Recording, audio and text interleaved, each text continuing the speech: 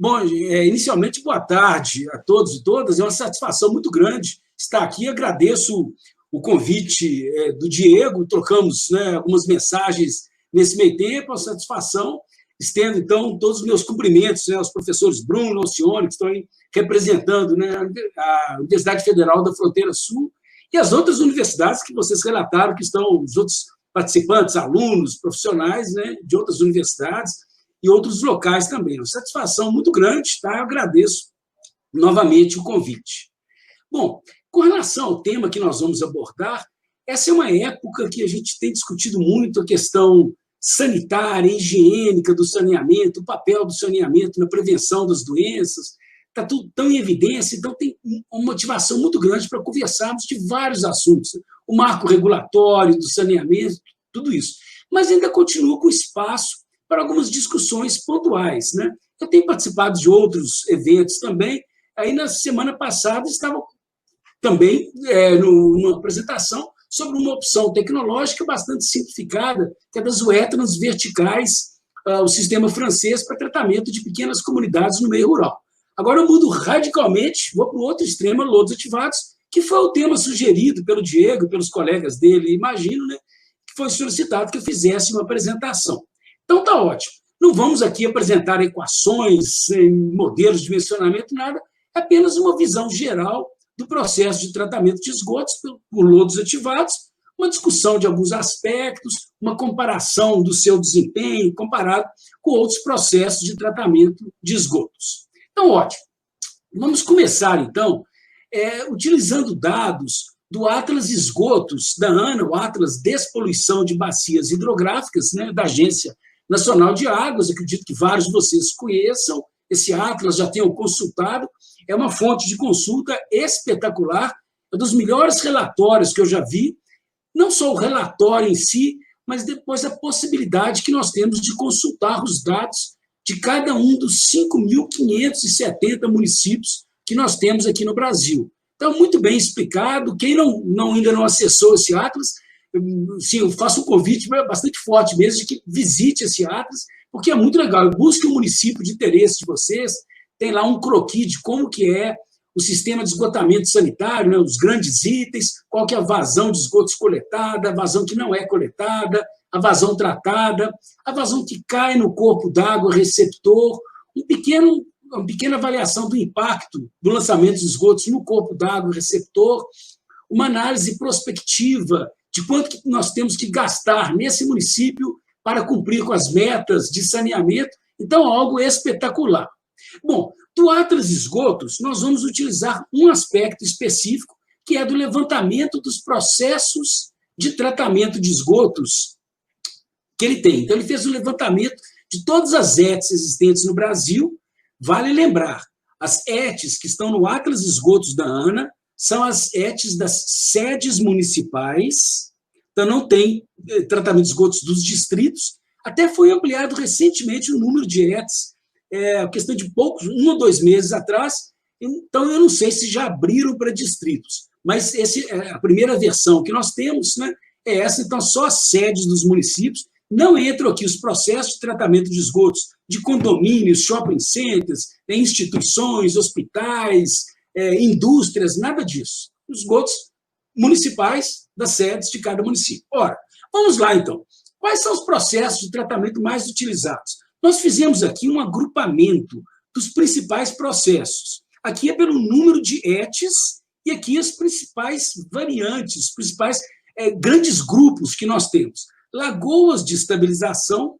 Dentro de lagoas de estabilização, nós temos diversas variantes, lagoas facultativas, anaeróbia facultativa, de maduração. Tudo aqui está junto. Então, é o processo que predomina em número de estações de tratamento de esgotos. Depois, nós temos os reatores anaeróbios de manta de lodo e fluxo ascendente, que são os reatores UASB.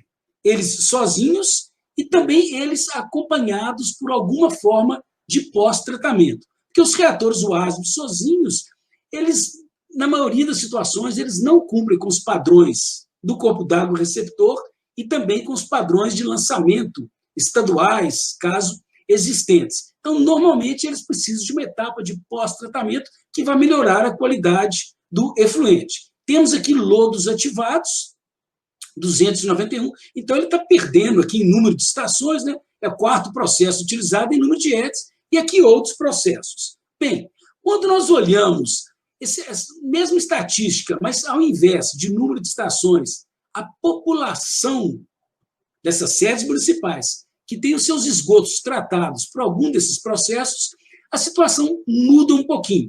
Os 4 principais processos continuam sendo os mais importantes. Lagoas de estabilização, processo bastante simplificado, é o que liderava em número de ETs, também trata um contingente populacional muito grande, né, de quase 14 milhões de habitantes no Brasil, nas sedes municipais, né, tem seus esgotos tratados por Lagoas.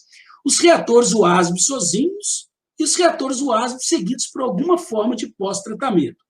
Esse pós-tratamento, ele pode ser qualquer dos processos que são utilizados para tratar esgotos brutos, podem ser utilizados também para tratar o efluente anaeróbio de um reator UASB, inclusive o processo de lodos ativados. Nós vamos ver daqui a pouco. Se nós somarmos essas duas categorias, nós vamos ver a grande importância que os processos anaeróbios, o reator UASB, ele tem em nosso país. Aí nós vamos para lodos ativados. É o que lidera o país em termos de população. Por quê? Porque é um processo que ele é implementado nas grandes cidades, as capitais contêm grandes estações de lodos ativados, e aí, então, essa população vai lá para cima, cerca de 23 milhões. E aí, outros processos. Ok. Vamos agora analisar especificamente os lodos ativados. Então, as mesmas duas estatísticas. Segundo o Atlas da ANA, nós temos 387 ETs que tratam os esgotos utilizando o processo de lodos ativados. Aqui a terminologia que nós vamos adotar, e eu não vou ter muito tempo de explicar e avançar nos detalhes, mas nós vamos usar essa terminologia. Lodos ativados convencional é o que lidera, 110 ETs. A modalidade chamada aeração prolongada vem a seguir. Lodos ativados por batelada é uma forma de operar diferente, na realidade poderia possivelmente até estar junto aqui com lodos ativados aeração prolongada, mas está separado. Outras modalidades e, finalmente, nós vemos aqui, olha, reator UASB seguido por lodo ativado fazer o pós-tratamento, nós temos 96 estações de tratamento de esgotos. Então, lodos ativados, sim, é um processo importantíssimo em número de ETs, e nós já havíamos visto em número de habitantes que têm os seus esgotos tratados por esta modalidade. Qual variante é a mais utilizada? Nós vemos aqui claramente que é a modalidade de lodos ativados convencional. Normalmente é o processo que é utilizado nas grandes cidades. A aeração prolongada é utilizada para populações de médio a pequeno porte. Gasta mais energia elétrica, mas é mais simples de operar. Lodos ativados por batelada, menos ainda, e reator UASB, seguido por lodos ativados, nós já temos aí 4 milhões de habitantes no país. Ok, vamos lá. O Atlas Esgotos da ANA apresentou também estatísticas de eficiência média de remoção, especificamente de DBO. Tá? Daqui a pouco, mais no final da nossa apresentação, nós vamos discutir também sobre a capacidade do processo de lodos ativados para tratar ou remover outros poluentes. Mas todos nós sabemos que a grande maioria das estações de tratamento de esgotos no Brasil, essas estações são concebidas, projetadas e operadas para remover matéria orgânica. Aqui está, então, a eficiência de remoção da DBO. Esse é um dado muito difícil de ser obtido. A gente pode ter até assim, alguma dúvida, porque a confiabilidade desses dados normalmente não é muito elevada. Muitas vezes o prestador de serviço forneceu um dado de projeto, outras vezes era um dado com base em monitoramento mais frequente, menos frequente, então tudo isso é muito difícil de generalizar. Mas se nós observarmos aqui, a gente vê que as distintas modalidades têm eficiências de remoção elevadas, aí quase que sistematicamente acima de 85% e entre 85% e 95%. Essa seria uma faixa esperada. Nós até achamos que lodos ativados pode dar mais do que isso. Por exemplo, lodos ativados convencional, a média aqui é 84% de eficiência de remoção de DBO. Mas o processo em si tem capacidade para chegar a 90%, 92%, 93% de eficiência de remoção de DBO. A variante aeração prolongada, média de 88%, mas tem capacidade para chegar a 95%. Eu já acompanhei estações que tinham 98% de eficiência de remoção de DBO. E aí segue. A modalidade lodos ativados é muito parecida com essa modalidade de lodos ativados convencional. De fato, o que dita a eficiência de um sistema reator anaeróbio seguido por pós-tratamento, a eficiência global, a qualidade do efluente final é ditada pelo pós-tratamento. Aí vocês veem, então, que os dois aqui são muito parecidos. E, finalmente, nessa estatística, a configuração que tem maiores eficiências de remoção são lodos ativados quando eles incorporam uma etapa adicional que é para a remoção biológica de nutrientes. Mas nós temos poucas estações, nesse Atlas da ANA, né, poucas estações operando com essa modalidade. Se eu bem me lembro, apenas 5 estações aqui no Brasil operando com essa modalidade. Ok. Tendo visto a estatística de aplicação geral no Brasil, vamos ter uma visão geral do processo. O que é o processo de lodos ativados e as principais variantes. Então, eu vou mostrar um fluxograma e depois eu vou mostrar mais fotos. Fotos das configurações distintas de lodos ativados. Aqui está o coração do sistema de lodos ativados. Nós temos um afluente, que entra numa extremidade, e o efluente que vai sair na outra extremidade. O processo de lodos ativados ele é composto por essas duas etapas que são essenciais e são integrantes no processo de lodos ativados. O reator biológico, reator aerado, tanque de aeração, como queiram. Então, os esgotos entram, aqui esquematicamente nós estamos representando um processo de aeração, fornecimento de ar, ou, em outras palavras, oxigênio.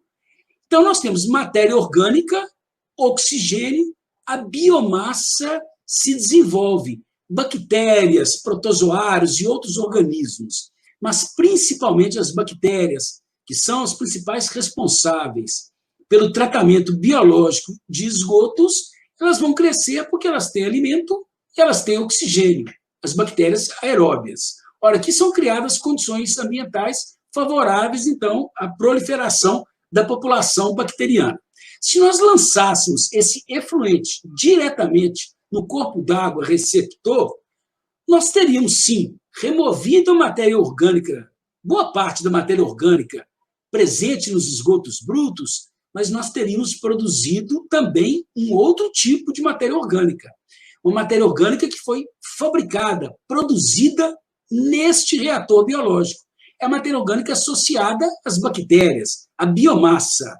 Ora, as bactérias elas são sólidos em suspensão, que contêm uma fração orgânica, que, em outras palavras, gera DBO. Então, nós estaríamos lançando um efluente com muitos sólidos em suspensão e também com matéria orgânica associada a esses sólidos em suspensão. Então, a ideia é, vamos colocar uma etapa de separação sólido do líquido. Aí os sólidos, que são o nosso lodo aqui, sedimentam e vão para o fundo. E o efluente clarificado vai para o corpo d'água receptor. Então, com isso, nós temos, né, a junção dessas duas unidades, uma grande melhoria na qualidade do efluente. Aí, dois ingleses, o Ardern e o Lockett, em 1914, então o processo de lodos ativados tem mais do que 100 anos, né? Quando completou 2014, houve vários eventos de comemoração no mundo, comemorando o centenário do processo de lodos ativados. Eles pensaram, esse lodo que está aqui no fundo, ele é um lodo ainda ativo. Por que nós não recirculamos esse lodo, retornando essa biomassa para o nosso tanque de aeração, aumentando com isso a concentração de biomassa, fazendo com que esse tanque possa ser mais compacto e nós tenhamos uma maior eficiência na remoção dos poluentes. Então, essa recirculação é parte integrante. Repare que nós recirculamos predominantemente esses sólidos que estão aqui no fundo. Ok. Além disso, todo dia, o tempo todo, está chegando matéria orgânica. A biomassa está crescendo. Se essa biomassa, o que cresce, não for compensado com o que é retirado por dia, a concentração iria aumentando, aumentando, aumentando. Uma concentração maior de sólidos chegaria nesse decantador, que é chamado decantador secundário, começaria a acumular lodo, esse decantador não mais conseguiria transferir para o fundo esses sólidos, começaria a subir a manta de lodo, o nível da manta de lodo no decantador, e os sólidos sairiam pelo efluente final. Ou seja, o sistema buscaria uma autorregulação. Se os sólidos não são retirados intencionalmente daqui, eles vão ser retirados à revelia da operação, mas eles vão ser retirados junto com o efluente final, causando uma deterioração na qualidade do efluente final. Então, nós temos que retirar o lodo excedente. A grosso modo, mais ou menos, o tanto que cresce de bactérias por dia, nós devemos retirar. Ora, isso é parte integrante, todo o processo biológico de tratamento de esgotos produz lodo, produz biomassa, sólidos biológicos. Alguns processos que são os naturais, como as lagoas de estabilização, né? Esses sólidos é o lodo que vai para o fundo, fica armazenado por 20 anos ou mais. Em outros processos, como sistemas alagados construídos, né, wetlands construídos, esses sólidos vão formando um biofilme, vão crescendo dentro ali, ocupando um espaço no meio poroso e, eventualmente, podem causar a colmatação do meio filtrante. E assim por diante. Nos processos compactos de tratamento de esgotos, como é o processo de lodos ativados, não há capacidade de armazenamento desse lodo excedente e ele tem que ser retirado. Ora, os sistemas aeróbios produzem muita biomassa. A reação aeróbia gera muita energia, a biomassa cresce muito, então a produção de lodo é grande. Então, em essência, vocês viram, nós temos duas variáveis que permitem controlar os sólidos no sistema, que é a vazão de recirculação e a vazão de lodo excedente. E uma outra variável que controla o nível de oxigenação, a aeração do nosso sistema. Isso faz com que o processo de lodos ativados seja bastante flexível. O operador tem como interferir no processo,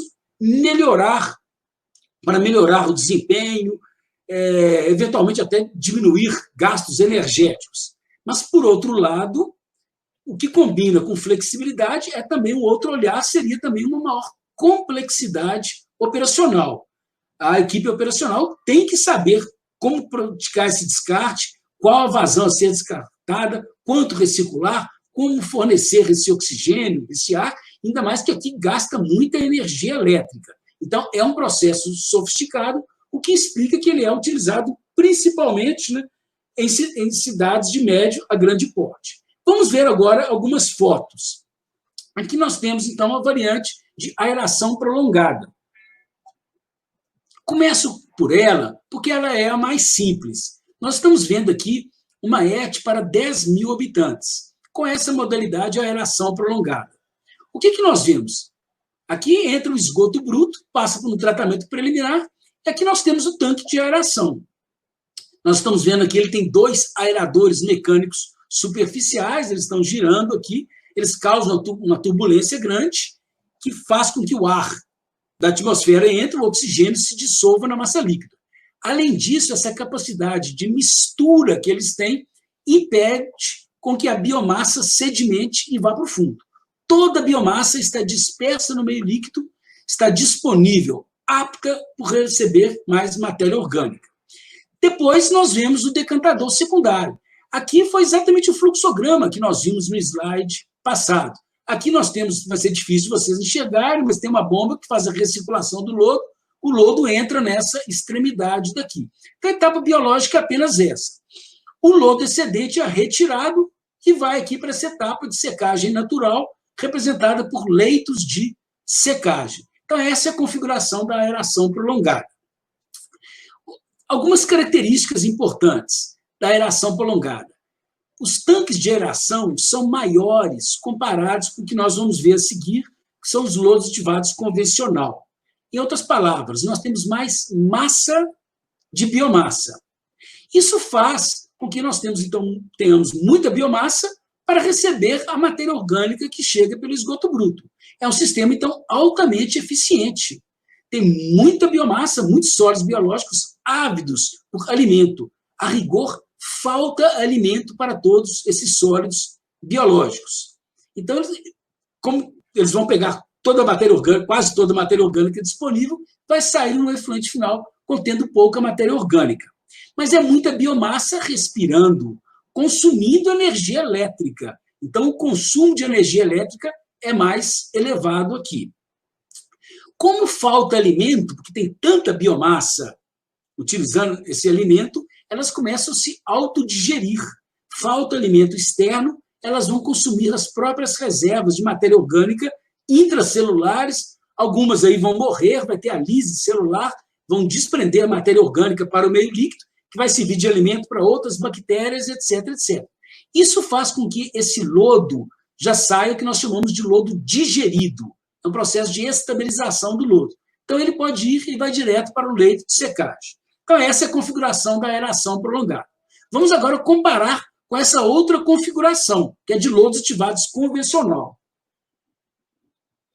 Aqui é uma ET de grande porte, a ET Arrudas, aqui em Belo Horizonte, mais ou menos para 1,5 milhão de habitantes.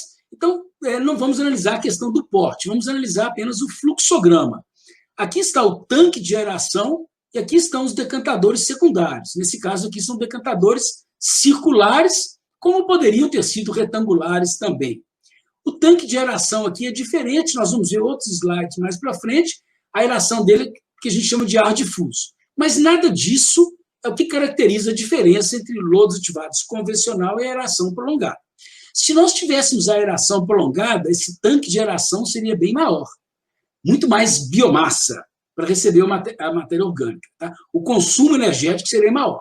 Então, aqui, uma cidade de grande porte, a questão do consumo energético ela é crítica. Então, foi adotada essa versão lodos ativados convencional, que tem menos biomassa respirando, ainda que ela seja um pouco menos eficiente do que a aeração prolongada, a eficiência ainda é muito boa. Normalmente, nós temos também uma etapa que antecede a etapa biológica, que são decantadores primários.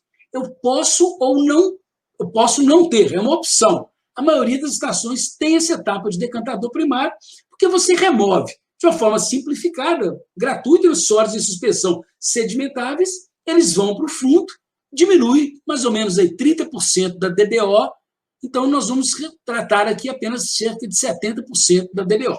Então, nós estamos enxergando aqui o fluxograma da etapa do líquido, o fluxo do líquido. Apenas um pequeno parênteses, isso que vocês estão vendo, não sei se está dando para ver, né? Está pequenininho aqui, mas é a nossa estação experimental. Nós temos aqui, recebemos esgoto bruto e temos um convênio com a Copasa, um arranjo institucional com a Copasa, que nós temos aí várias unidades experimentais, mas com escala para pequenas comunidades, 100 habitantes, 200, 500 habitantes. Temos lagoas, wetlands horizontais, wetlands verticais, filtros biológicos percoladores, vários reatores anaeróbios, tudo aqui nesse porte que eu comentei, né, nessa escala, e tratando de esgoto real. A gente pega uma alíquota. Então, a gente tem muito orgulho aqui desse parque experimental, das diversas pesquisas que já foram feitas com os nossos alunos de pós-graduação e graduação. Ok, eu comentei que esse é o fluxograma da fase líquida. Se nós enxergarmos a ET como um todo, aqui está a etapa da fase líquida. Na realidade, essa foto aqui é até posterior.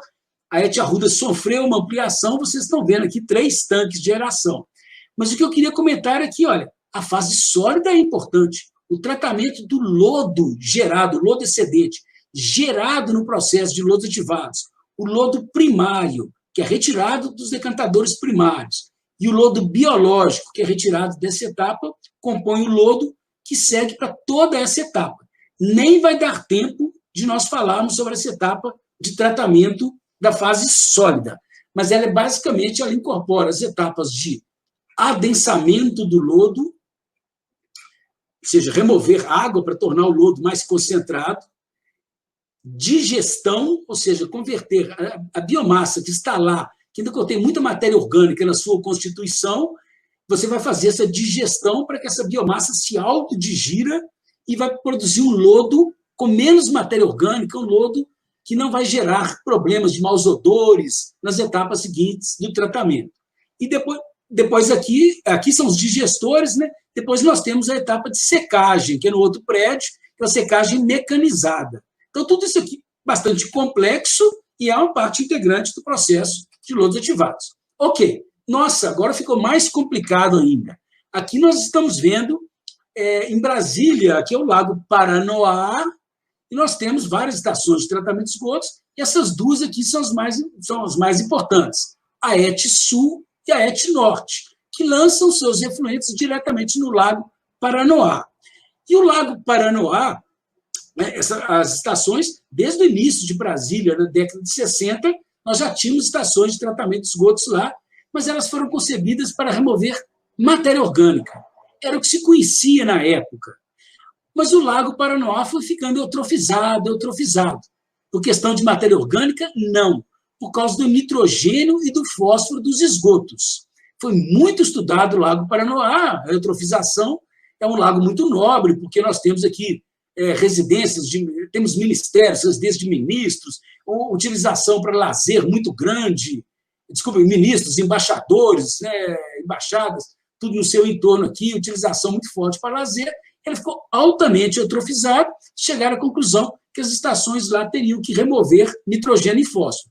Aqui são as estações antigas, e estudou-se na época, até trabalhava nessa firma de consultoria, que não tinha como aproveitar essas unidades para incorporar os dois objetivos adicionais de remoção de nitrogênio e fósforo. Aqui está a nova estação, né, decantadores aqui, etc. Muita coisa, não vou explicar esse fluxograma, eu só quero chamar a atenção de que como passou a ser complexo, mas como é efetiva essa estação que proporciona a remoção biológica de matéria orgânica, ou seja, DBO e DQO, nitrogênio e fósforo. E, no final, ainda tem uma complementação de um polimento, um tratamento físico-químico, ou seja, o fósforo que não foi removido por mecanismos biológicos. Eu vou voltar a falar um pouco mais disso daqui para frente. Tem uma etapa de precipitação do fósforo para que saia pouquíssimo fósforo no efluente final e diminua a eutrofização. E, de fato, a qualidade da água do Lago Paranoá melhorou e melhorou muito. E ele voltou, inclusive, a ter utilizações que ele havia perdido, inclusive utilizações de lazer, né, indireto. Ok. Fluxo intermitente. Eu mostrei para vocês, naquela estatística da Ana, a variante de lodos ativados por batelada. Ela é diferente das demais. Eu nem vou mostrar fluxograma para não complicar. Mas, na realidade, nós não temos um tanque de aeração e um decantador secundário separados. Nós temos tudo isso em um tanque único, que seria aqui o exemplo desses tanques aqui. Aqui é um outro ET, aqui é um tanque único. E esse tanque ele trabalha enchendo e esvaziando, enchendo e esvaziando. Tem horas que ele recebe os esgotos, ele começa a encher. Aí você liga os aeradores. Aí ele entra na etapa de reação, ou seja, como se fosse o nosso tanque de aeração. Aí você fecha, aí isso é a entrada aberta e a saída fechada. Depois você desliga os aeradores, aí os sólidos vão para o fundo, e esse tanque passa a cumprir o papel, então, de um decantador secundário. Os sólidos sedimentam. Aí os sólidos foram para o fundo, você retira o sobrenadante, o líquido que está aqui, você retira, ele passa a ser o seu efluente. Então, você tem 2, 3 tanques como esse em paralelo. Aqui são 3 tanques em paralelo. Aqui é vista de uma outra ET, lá de Brasília. Cada tanque alterna, no tempo, as funções de tanque de aeração e de decantador secundário. Os outros fluxogramas que nós vimos, essa separação é feita em tanques fisicamente distintos. Aqui é uma questão do tempo. Bom, nós citamos também que no Brasil, né, é bastante utilizada a tecnologia dos reatores anaeróbios. E os reatores anaeróbios têm tido, então, um uma importância muito grande, quer eles sozinhos, nós vimos isso na estatística da ANA, quer eles seguidos por alguma forma de pós-tratamento. Então, nós temos reatores WASB seguidos por lagoas, seguidos por filtros biológicos, percoladores. É um processo que está sendo muito utilizado no Brasil, né? O ASB seguido por filtros biológicos percoladores. Aqui eu mostro o ASB seguido por lodos ativados. Nós vimos na estatística da ANA que nós temos 96 estações com essa configuração. Aqui é uma ET de grande porte, 370 mil habitantes, na região metropolitana de Belo Horizonte. Então, mais uma ET operada pela Copasa, a nossa companhia de saneamento aqui do estado de Minas Gerais. Aqui estão os reatores WASB. O efluente do reator WASB passa no tanque de geração, vai para os decantadores secundários, e aí é o efluente final que segue, então, para o Ribeirão Betim. Então, essa é a configuração bastante importante, e essa ET tem um desempenho muito bom, ela opera muito bem, já analisamos os dados operacionais dessa estação, é uma ET muito boa. Ok, outras configurações que são mais recentes e que estão na moda, eu nem diria tanto até para o tratamento de esgotos domésticos, elas não foram tão implementadas, mas para o tratamento de efluentes industriais, temos várias configurações como essa. Essa aqui, então, do MBBR, Moving Bed Bioreactors, reatores de leito móvel. Nós vimos no tanque de geração que a biomassa ela cresce suspensa, dispersa no meio líquido. Fica lá os aeradores causando toda aquela movimentação, impedindo que a biomassa sedimente. Ora, que tal a gente aumentar a quantidade de biomassa, a massa de biomassa?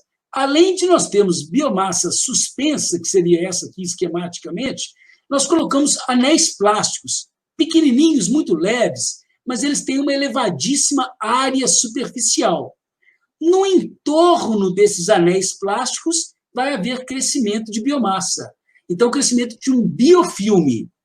É um leito móvel, porque isso aqui é plástico, levinho, flutuante, isso aqui fica mexendo junto com o líquido. Então, nós temos a biomassa suspensa e a biomassa aderida na forma de biofilme. Você aumenta, então, a sua massa de biomassa, torna o sistema mais eficiente e ou o tanque de geração mais compacto.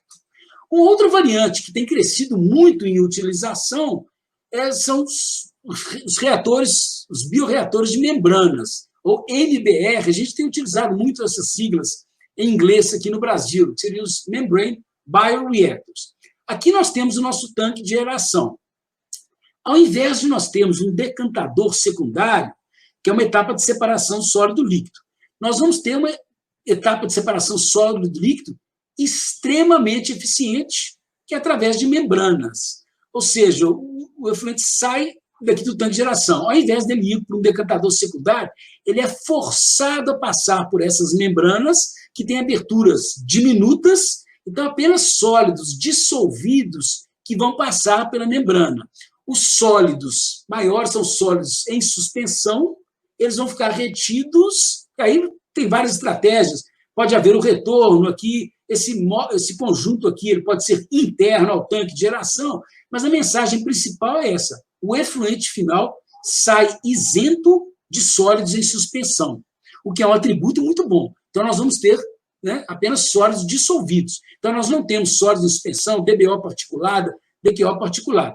É essencial que a etapa biológica funcione bem, para nós termos as remoções que dependem de micro-organismos ocorrem aqui. E, finalmente, a separação sólido-líquido ocorre aqui. Sistema muito eficiente, mas, obviamente, é mais caro, depende aí do custo da membrana, os custos das membranas têm caído a cada ano que passa. Ok.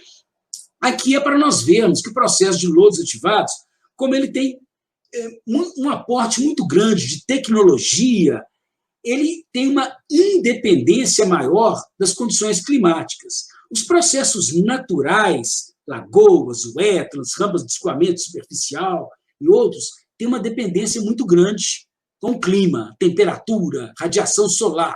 Aqui não. Como você tem recirculação, descarte de lodo, você pode aumentar a aeração, você tem uma maior independência, você tem muita flexibilidade operacional e por isso que o processo de lodos ativados é tão utilizado em nível mundial. Ele foi concebido na Inglaterra por aqueles dois ingleses, que eu citei, ele é o processo mais utilizado na América do Norte, na Europa, para tratamento de esgotos, né, de pequenas populações, médias e de grande porte. E muito utilizado também para o tratamento de efluentes industriais, dada a sua alta eficiência. Ok, nós vimos, então, os arranjos principais, vamos ver agora, mais de perto, as principais unidades e os principais equipamentos. O tanque de aeração.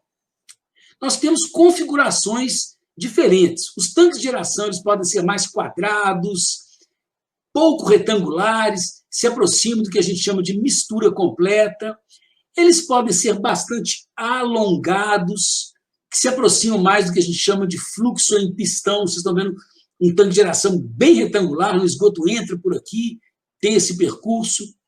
Aqui nós temos a possibilidade, temos um canal de alimentação com comportas, então o esgoto, você pode abrir essas comportas, ele pode entrar ao longo do percurso, o que caracteriza essa chamada alimentação escalonada. Nós temos outros tipos de tanque, que são chamados valos de oxidação, o líquido fica circulando. Esse é muito utilizado, somente na América do Norte, Europa, que é o chamado carrossel. Nós temos os aeradores aqui, ó, são parecidos com esses aeradores, né? De eixo vertical, eles giram, e ao girar, eles causam turbulência, aeram o meio. Mas, além disso, eles impulsionam, girando, impulsionam o líquido faz esse percurso, chega aqui, esse aerador impulsiona de novo, e eles ficam tendo esse movimento que é de um valo de oxidação. Ok, os tipos de aeração que predominam. A aeração mecânica, nós já vimos foto. Na realidade, aqui seriam vídeos curtinhos, mas eu estou fazendo a apresentação em PDF, então não vai dar para a gente ver o vídeo. Mas dá para vocês imaginarem a grande energia que é introduzida, formação de todas essas gotículas que vem. Então, o líquido aqui está carente de oxigênio. As bactérias estão respirando, estão consumindo oxigênio. Ora, se o líquido está carente, o oxigênio da atmosfera vai penetrar no meio líquido para buscar o equilíbrio.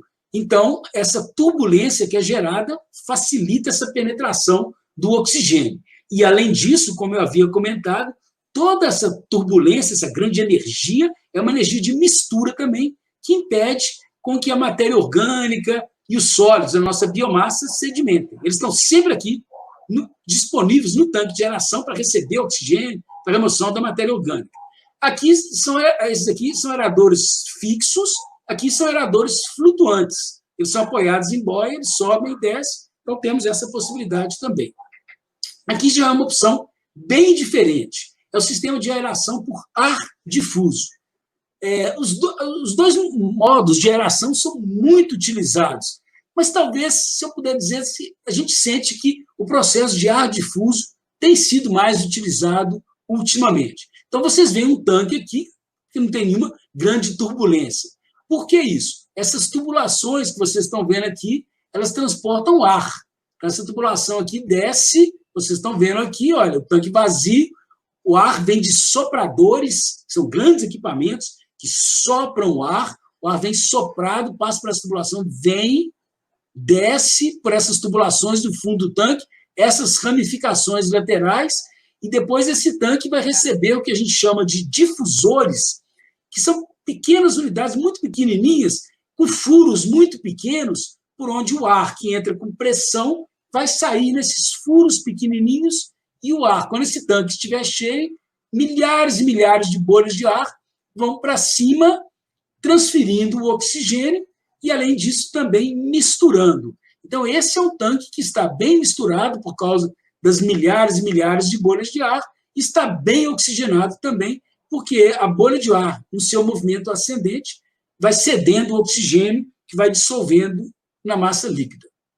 Os decantadores são parte essencial. Nós temos decantadores, vocês estão vendo em operação, e decantadores vazios.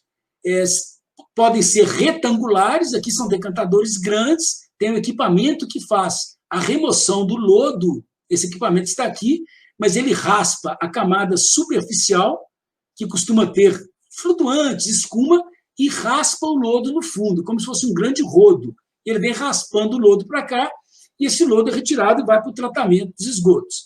Nós podemos ter decantadores circulares, em que, usualmente, a entrada é pelo meio, entra o esgoto, o que sai do tanque de geração, né?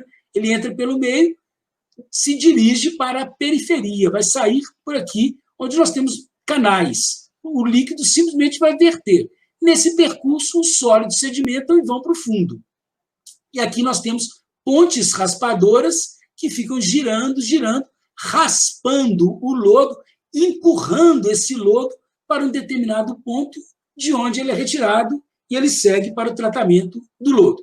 Então, vocês estão vendo, olha, tem muito equipamento eletromecânico, esses anteriores aqui consomem muita energia elétrica, esses aqui consomem menos, mas são equipamentos sofisticados e caros. Então, nós só vamos adotar o processo de lodos ativados se nós tivermos certeza de que nós vamos ter uma boa infraestrutura de manutenção eletromecânica de peças de reposição, porque senão não vai funcionar. Então, a preocupação não é apenas consumo energético, é também ter essas peças que garantam a operação adequada.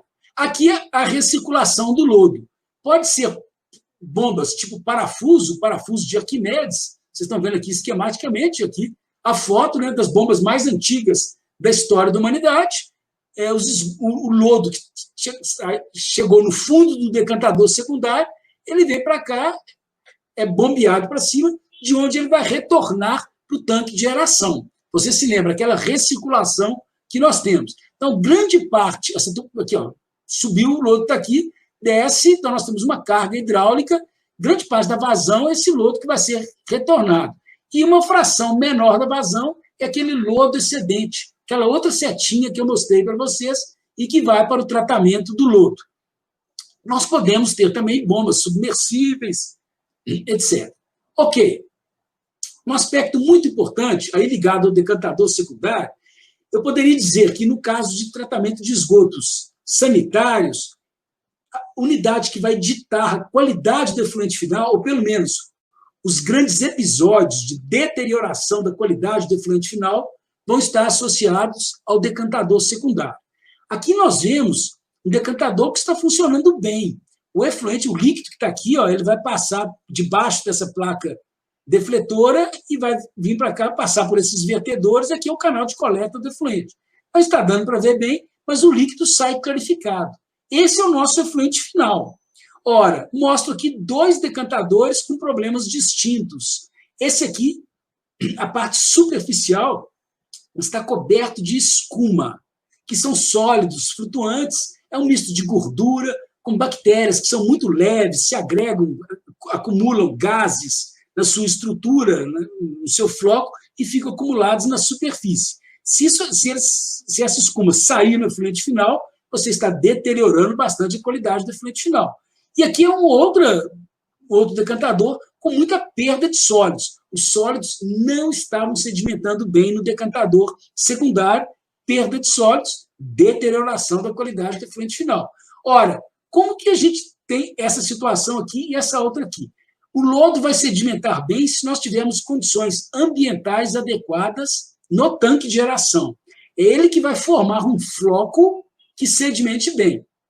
E na hora do projeto, nós temos que calcular uma área superficial suficiente, adequada para os decantadores secundários, para que haja área suficiente para o lodo sedimentar. Senão, você vai ter perda de sólidos, que é algo muito grave na operação de Maed. Ok. Remoção biológica de nutrientes. Aqui seria um outro campo muito vasto para ser discutido. Eu não vou entrar em detalhes. Eu só vou ressaltar que o processo de lodos ativados permite a remoção biológica de nitrogênio e de fósforo. Então, são pouquíssimos os processos de tratamento de esgotos que têm rotas biológicas de remoção de nutrientes. A remoção de nitrogênio. Vamos falar um pouco antes do nitrogênio, vamos falar da amônia. Todos esses processos que eu mostrei até agora estão bem capacitados para remover a amônia, que é um poluente importante, mas convertendo a amônia a nitrato. Ou seja, nós não removemos o nitrogênio. O nitrogênio continua lá, conversão da amônia a nitrato. Mas já é uma grande coisa. Removemos o poluente amônia. Mas o nitrato continua, e nitrato causa problemas de eutrofização. o nitrogênio está presente. Ora, com arranjos operacionais aqui, nós conseguimos a remoção biológica de nitrogênio. Isso envolve essa chamada zona anóxica. Nós havíamos visto até agora tanques de geração totalmente aeróbios, com aeradores. Aqui, se você tiver nitrato, mas não tiver oxigênio, então não tem aeração, aí as bactérias vão respirar com o nitrato e vão converter o nitrato a nitrogênio gasoso, que vai escapar para a atmosfera. Então, essa é uma etapa importante, e com isso nós conseguimos a remoção biológica de nitrogênio. Isso, então, o mundo descobriu isso mais ou menos na década de 70. Aí as estações começaram, várias estações começaram a se adaptar para isso. E alguns anos depois, eles descobriram também que você consegue, no processo de lodos ativados, remoção biológica de fósforo. Essa eu não vou ter tempo para explicar, mas envolve você ter uma zona anaeróbia. Reparem, não é um reator anaeróbio, um reator UASB. É um compartimento aqui no nosso reator biológico que não tenha nem oxigênio, como aqui, e nem nitrato, como aqui.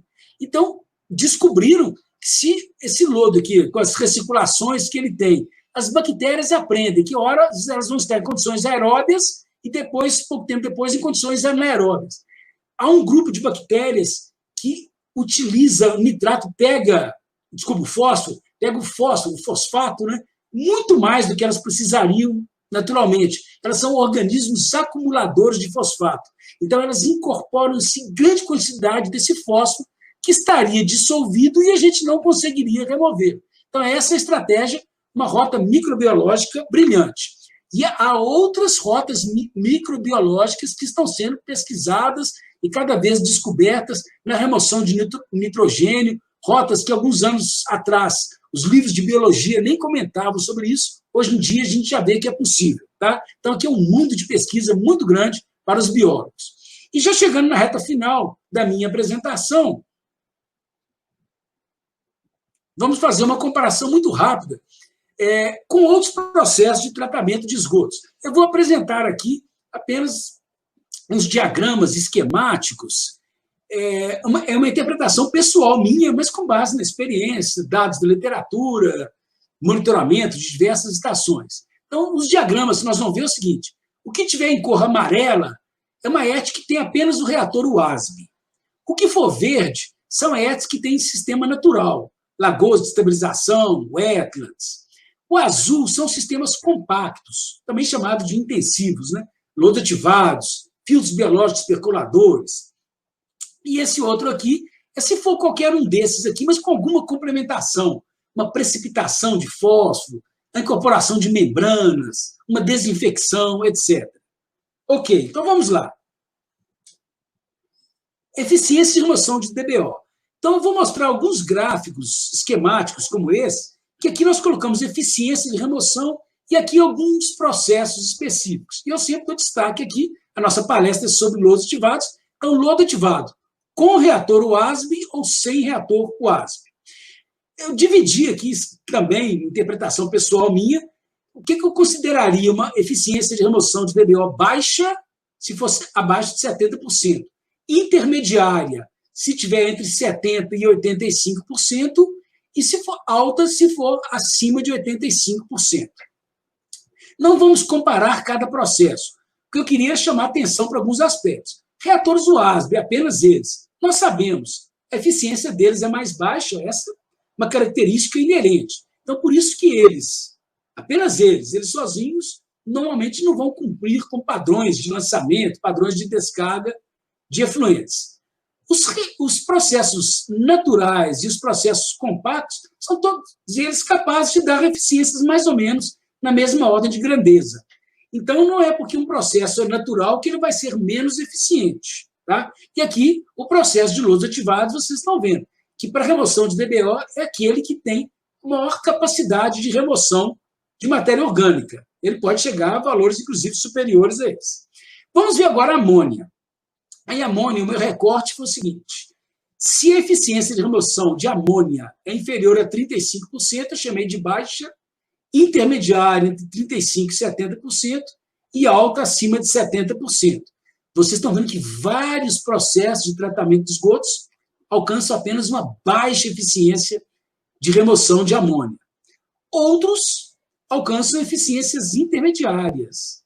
Altas eficiências são muito poucos processos. Lodos ativados é um deles. Tá? Então, ótimo. O processo de lodos ativados consegue remover amônia. Eu havia comentado sobre isso, convertendo a amônia a nitrato. Processos naturais também, variante Wheatland vertical, consegue remover amônia. Nitrogênio. O cenário começa a rarear mais nessa faixa aqui. A grande maioria dos processos de tratamento de esgotos não é capacitada para remover nitrogênio total, ou seja, a soma de nitrogênio orgânico, nitrogênio amoniacal, nitrito e nitrato. Isso compõe essas quatro frações, compõe o nitrogênio total. Lodos ativados, do jeito que nós vimos, olha, vai dar uma eficiência entre 20%, 30 e poucos por cento, 40%. Agora, se nós tivermos lodo ativado com remoção biológica de nutrientes, aí sim a gente alcança elevadas eficiências.